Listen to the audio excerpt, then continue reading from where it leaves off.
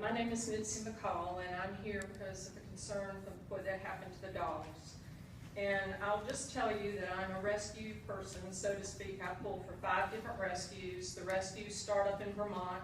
We transport every 2 weeks, and I think in the last 3 months, we've pulled over 50 or 60 dogs from Lawrence. So we're dedicated to saving the dogs in Lawrence. That's a big dedication of ours.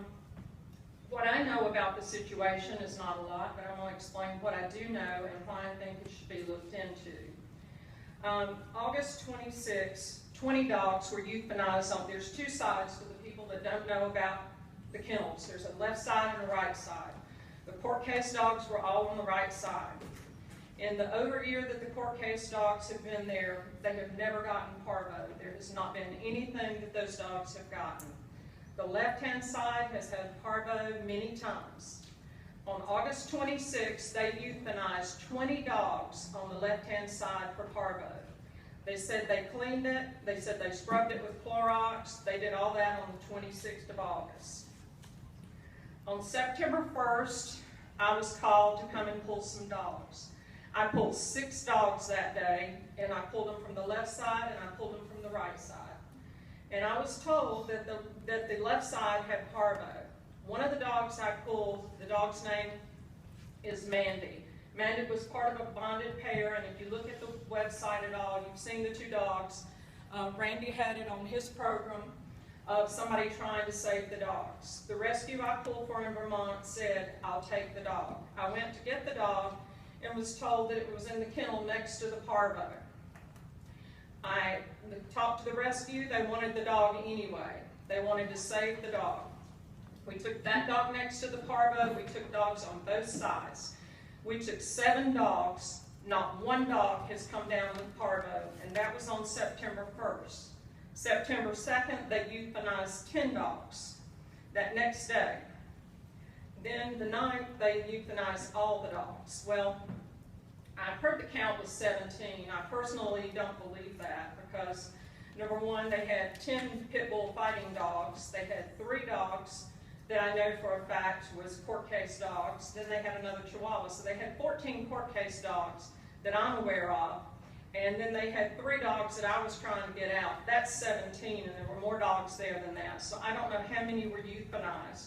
But I think it was a senseless act to do that. Those court case dogs could have not all come down with it. I think it was something, if all the dogs were sick and had vomiting and diarrhea, it was something in the water, something in the food, something they came down with. I'll be the first to tell you that I pulled a dog a month and a half ago in the first kennel, that's the parvo bad kennel.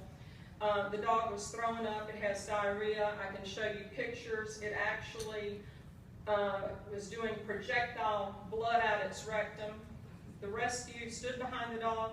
We took it to Upstate Veterinarian. They treated the dog.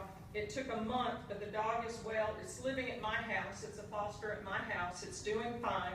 And it was a bacterial infection that it was a gastrointestinal bacterial infection that the dog got, probably from a food bowl or water bowl. And I don't know what went on with these dogs, but I know they all did not have parvo. That's simply not possible. And if it was a bacterial infection, it could have been treated because we've already pinpointed the strand of bacteria that it was. And so I just think that more people should have been involved. I think a vet should have been out there to analyze the situation before the dogs were put down. That being said, the 4 people that work there have gone above and beyond their call of duty to work with me to pull the dogs, and I greatly appreciate that. We've saved a lot of dogs. I'd like to continue to work with them, but I'd like to see y'all let in volunteers. I volunteer for Greenville County. I'm out there, I walk dogs, I take them to the bathroom, I clean cages. I do whatever it takes because these are living beings. And I would like to see the council consider doing something like that. We sign waivers. If we get bit, we're not going to sue. We take the responsibility because we love the dogs. And so I would like for Lawrence to consider doing something like that for your dogs. I second that motion.